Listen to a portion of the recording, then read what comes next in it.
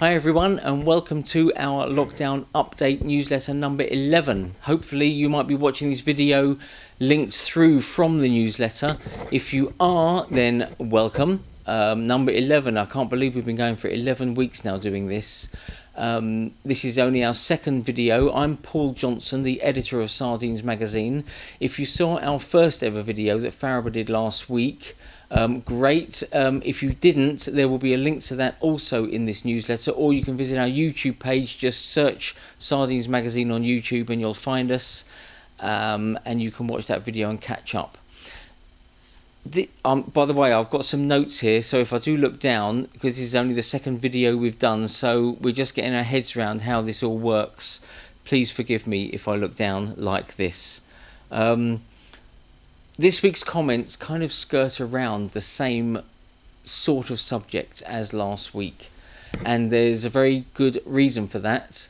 Everything's closed at the moment. Theatres are closed, costume hire companies are closed, set hire companies are closed. Everything is closed at the moment, and everything wants to reopen. So the reopening of theatre is obviously the topic of debate at the moment. So we make no apologies for kind of repeating ourselves a little bit, but we'll try and cover lots of fresh ground as well. Now, we firmly believe, as you know from last week, that the professional theatre industry is going to have a great deal of trouble reopening at all while social distancing measures are still in place. Companies are going to be selling 2 seats, but surrounding them with a safe distance between those 2 seats and anyone else in the auditorium. So every 2 seats is going to have at least 10 empty seats circled around it. That's 15 to 20% of the gross take at the box office that you would expect. How on earth is the professional industry going to expect to pay cast, crew, creatives, and as well as that, the hire of the theatre venue in the first place, whether it's a tour or a West End show, and make it pay? So that's why we think the professional industry, people that make their living, their careers from the industry, will have a great deal of trouble getting back on track. But the show must go on, right? So for the professional industry, it would seem that the only thing to eradicate social distancing altogether is going to be a vaccine. And none of us have seen any news of a vaccine at all coming through. Now, with the protests recently and vast crowds gathering, it may well be that this infamous herd immunity phrase that we heard about at the beginning of lockdown will be the thing that will come along and ironically protect us. Who knows if a second wave does come and hit the UK. So perhaps, just perhaps, in this instance, it might be the amateur sector that gets to open its doors before our professional counterparts. Wouldn't that be interesting for a change?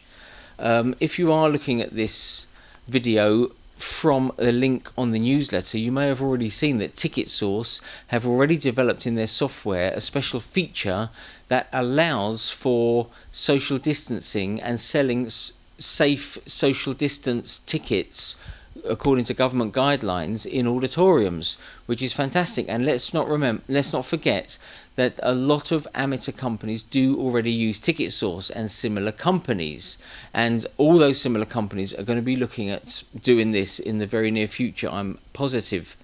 Then it's worth remembering that amateur casts, crews, creatives don't get paid anything. We all do it for the love of what we do, don't we? That's why we're called amateurs, because we're lovers of.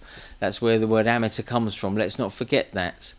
Theoretically, those societies that run their own premises could, once the government gives the green light for the go-ahead, theoretically open their doors ahead of time.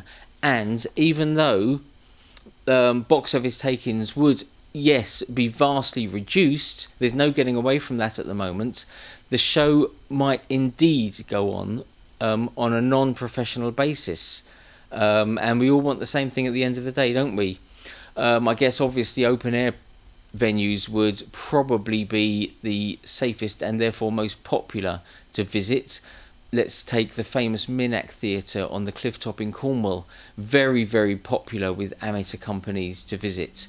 I'm sure once the green light's given to the arts community to reopen by the government, then the Minack and open air places will be more popular than ever, even though they will probably still have to adhere to social distancing measures.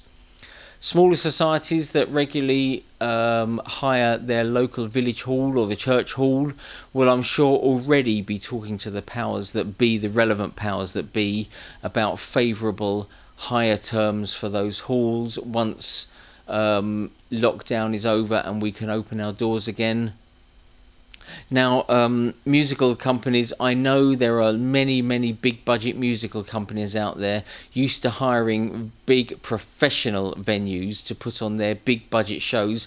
I know that £100,000 is within range of many big amateur musical societies. And so for those companies, obviously you're going to have to speak to the venues for some favourable hire terms. And let's not forget that these venues cannot stay closed forever. The government does not operate a bottomless pit of money. Therefore, they will have to open their doors, and it's in their interest to open their doors again. So the hire rates are there for negotiation. Do not be afraid to approach them, please, with some sort of financial offering to alleviate this crazy closure that we're going through at the moment. Even the set hire and costume hire companies that are closed at the moment, they would, I'm sure, rather be doing a small amount of turnover to keep them in business rather than no turnover at all, which is what's going on at the moment. Furloughing will not carry on forever, and the end is in sight on furloughing. So again, don't be afraid to approach them with an offer so that curtain can rise on opening night. Now, at the risk of completely repeating ourselves, we are very aware that producing a show, amateur or professional, also has to be done safely. So rehearsing, picking the play in the first place, crewing the play, backstage. We haven't got time to go into that side in this video. We'll try and cover that in our next video, okay? But at least for now, we have covered maybe the audience side of stuff and found a bit of a solution or a bit of a light at the end of the tunnel if you're an amateur company. If you're a professional, I don't know what's going to happen. Now, ironically, we finished last week's video by wondering how the pantomime season this year is going to pan out. The professional pantomime season is one thing, and I don't know how they're going to make it pay, and therefore I don't know how any of them are going to open this year. So perhaps, just perhaps, for once, the amateur sector is going to lead the way on this year's pantomime season.